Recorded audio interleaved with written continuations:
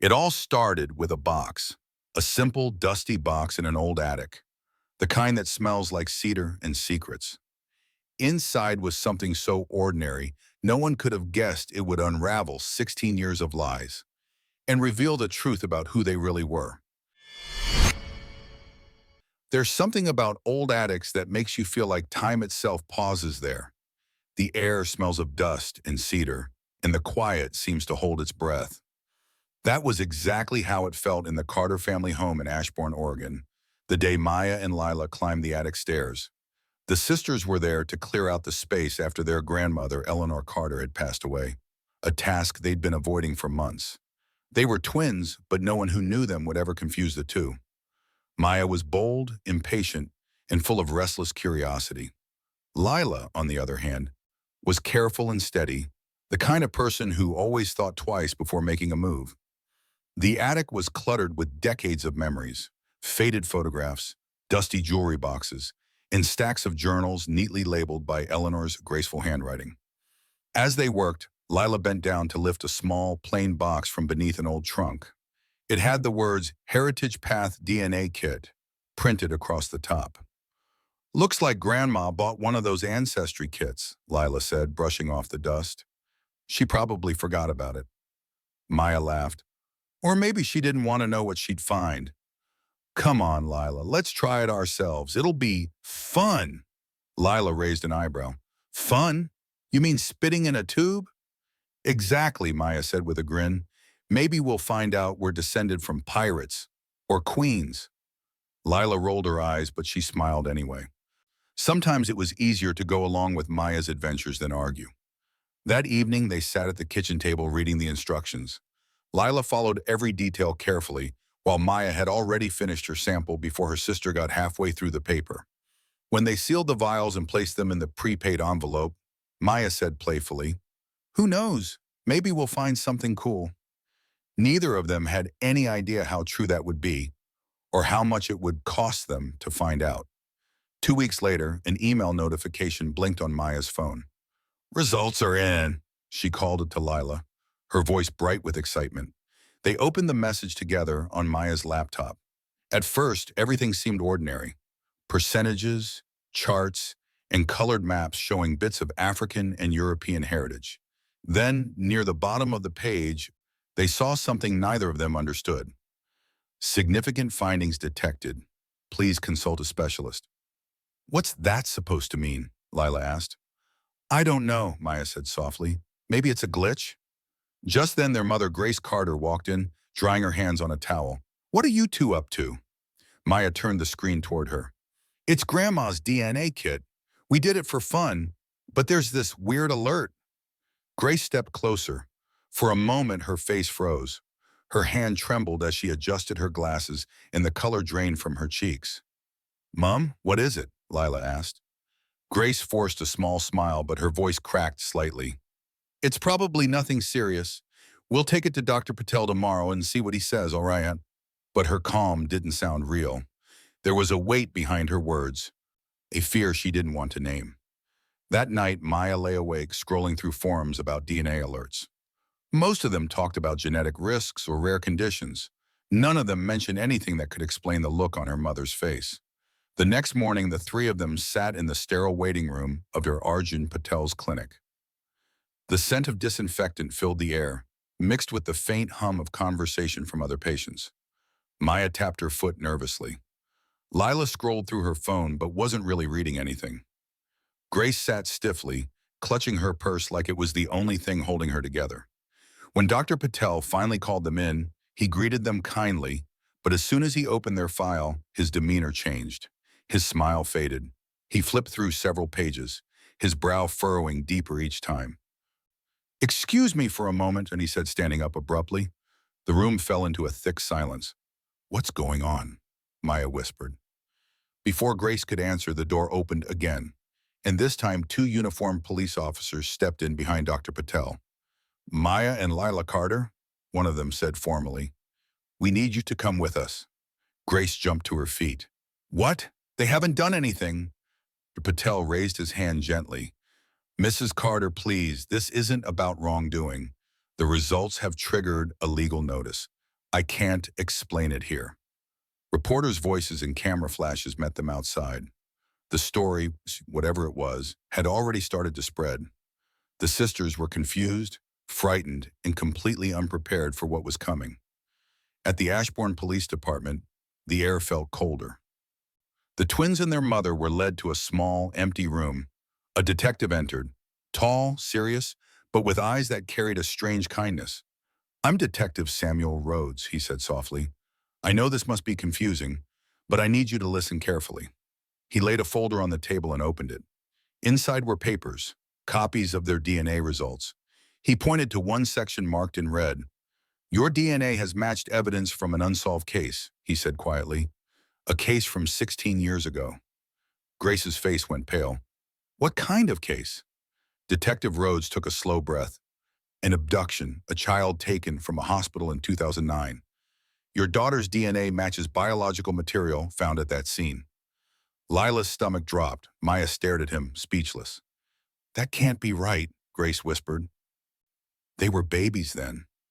"I understand," Rhodes replied. "That's why we're investigating. But this means someone closely related to them might have been involved." There was a long pause. Then Maya said quietly, "What about Grandma Eleanor? She was always secretive. She kept everything locked away." Rhodes leaned forward. "Did she leave behind any journals or personal writings?" "Yes," Lila said. "Boxes of them in the attic." "Those could be important," he said. "If you're willing, please bring them to me." Grace nodded numbly. "We'll bring them. But there must be some mistake." Still deep inside, something in her heart already knew. This wasn't a mistake. That evening back at home, the house felt heavier than ever. The sisters carried down the old journals and placed them on the living room table. The room was quiet except for the sound of pages turning and the rain tapping softly against the windows. Eleanor's handwriting filled the pages, graceful and careful, like she'd chosen every word with thought. The first few entries were harmless. She wrote about baking, neighbors, gardening. Then suddenly the tone shifted. Lila read one entry out loud. "The night it happened, I couldn't sleep. I heard the car pull up, and I knew something wasn't right. When I saw the package left at the door, my heart stopped. I had to protect them." Grace looked up sharply. "Package? What package?" Maya's voice trembled. "She's talking about us." They kept reading, and another entry, written weeks later, said, "They're safe now, but every time I look at them, I wonder if they'll ever find out. I'm taking this secret to my grave." A chill ran through all three of them. Then Maya found a sealed envelope taped inside the back cover of one journal. She tore it open. Inside were two birth certificates. Each listed a child's name. Each had mother unknown. And under father, the same name appeared on both papers. Daniel Reeve. Grace whispered the name like it burned her tongue. "Daniel Reeve. I've never heard of him." When they took the papers to Detective Rhodes the next morning, his expression darkened. "This man," he said slowly, "was the main suspect in the abduction case. He vanished before he could be arrested." Maya felt her heart pound. "You're saying we're the abducted children?" Rhodes nodded solemnly. "It appears so." Lila's knees went weak. Grace reached for her daughters, pulling them close. But even as she did, her mind raced. If Eleanor had kept this secret all these years, what else had she hidden? The truth had only just begun to unfold, and already it was tearing everything they believed apart. The sisters had started with a simple DNA test. A curiosity, a game, a moment of laughter. But that tiny swab of cotton had opened a door to the past that could never be closed again. Because sometimes when you go looking for where you come from, you find things that were never meant to be found. The night after they learned the truth, the Carter household didn't sleep. The rain outside came down in slow, steady sheets, like the sky was grieving with them. Maya sat by the living room window, knees tucked against her chest, staring at the dark. Lila was on the couch reading through their grandmother's journals again and again, hoping she had somehow misread the words. Their mother, Grace, sat quietly at the kitchen table, a cup of untouched tea growing cold beside her. Her mind kept looping the same question. How long had Eleanor known? Everything they thought they knew about their family had cracked open in a single night.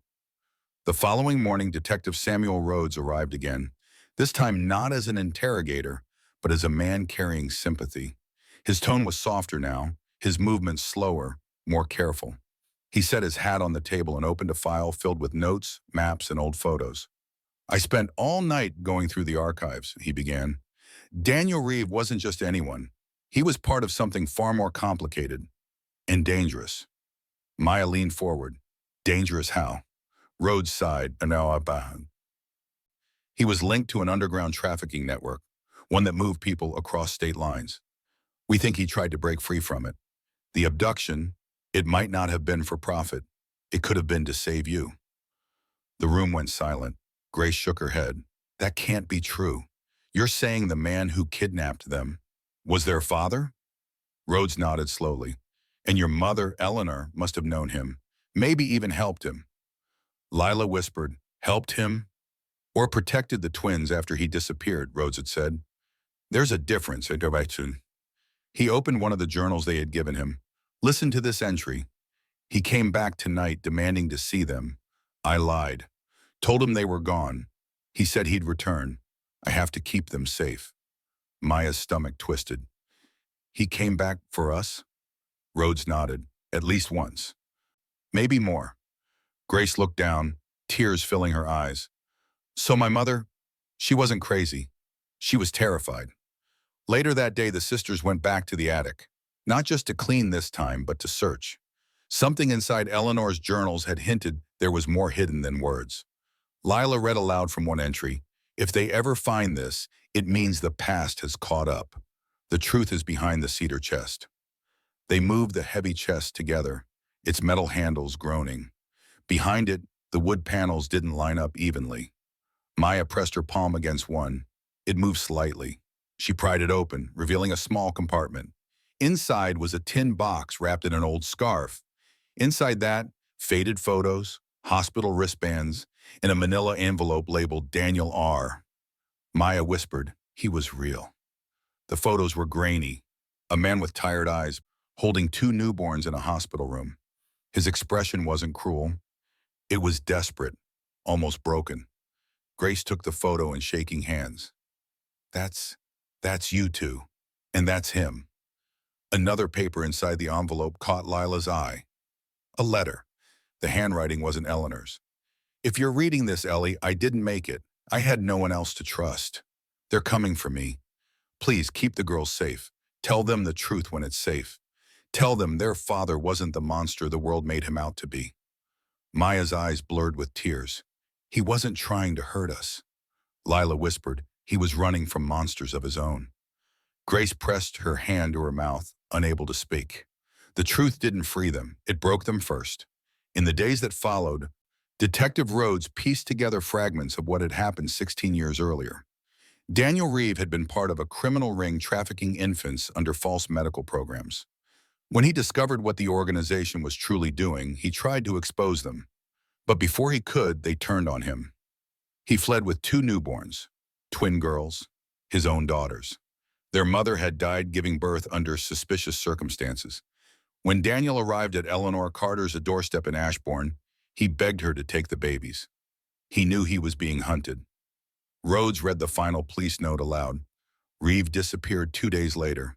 Vehicle found near the state border. No body recovered. Maya's voice trembled. So he could still be alive? Rhodes hesitated. It's possible, but if he is, he's been hiding for a long time. Lila stared at the journal in front of her. Grandma must have lived in constant fear, waiting for someone to come for us. Grace whispered, and all this time I thought she was just overprotective. The media caught wind of the story. The Ashbourne twins, stolen or saved. Cameras flashed outside their home. Headlines twisted the facts, and strangers debated their lives online. Grace quit her job for a while, unable to face the questions. Maya stopped answering her phone. Lila, always the thinker, started writing everything down. The facts, the emotions, even the silence between them. One evening, the three women sat together on the porch. The world outside was calm again, the chaos slowly fading.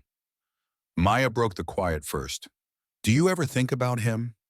What if he's still out there, watching us? Lila looked up at the stars. If he really did what he said, if he saved us, then I hope he found peace somewhere. Grace nodded slowly. He made choices I can't understand, but maybe he did them out of love. A broken kind of love. Maya leaned her head on her mother's shoulder. It's strange, isn't it? We spent our whole lives trying to figure out who we were, and now that we know, it almost hurts to know. Grace smiled faintly, brushing her daughter's hair back. You are who you've always been, Maya. Lila, you're my daughters. That's the truth that matters. And for the first time in weeks, they believed her. A few weeks later, while sorting through Eleanor's journals one last time, Lila found a small, folded note tucked inside the back cover of the final book. It wasn't dated, but the ink was darker, fresher, as if written not long before her death. It read, "If they ever discover the truth, I hope they'll forgive me. I only wanted to keep them safe. Love is not gentle. Sometimes it's fierce, desperate, and full of mistakes, but it is love all the same." Lila read it aloud through tears. Grace reached for her daughter's hands, her voice soft but steady. She gave you a life. Maybe not the one she planned, but one filled with love. That's what she wanted for you. Maya nodded, her throat tight. And she did it. She gave us a chance. The official investigation closed quietly. Daniel Reeves' whereabouts remained unknown. The trafficking ring he'd once been part of was long dismantled. The past, at last, began to fade back into silence. The attic was empty now, the journals packed away, the secrets finally spoken aloud. Maya stood by the window one evening watching the Oregon sunset stretch across the hills. Do you ever wonder, she asked softly, who we would have been if things had been different? Lila smiled faintly. No, because we wouldn't have had her. She glanced toward their mother in the kitchen, humming to herself as she cooked. And I wouldn't trade her for any truth. Grace looked up and caught their eyes. You two ready for dinner? Maya smiled. Yeah, Mom, we're ready. For the first time, those words, mom, family, home, felt both fragile and unshakable. In the end, the Carter sisters didn't find fame or answers that fixed everything. What they found was something deeper, understanding. They learned that family isn't always written in blood and truth doesn't always bring peace right away. But love, flawed, quiet, and enduring, can outlast any lie. As the last light faded across Ashbourne, Grace whispered the words that would carry through generations. Family isn't who you're born to. It's who stays when the world falls apart. And with that, the forgotten bloodline was no longer forgotten. It was forgiven. It was healed. It was home.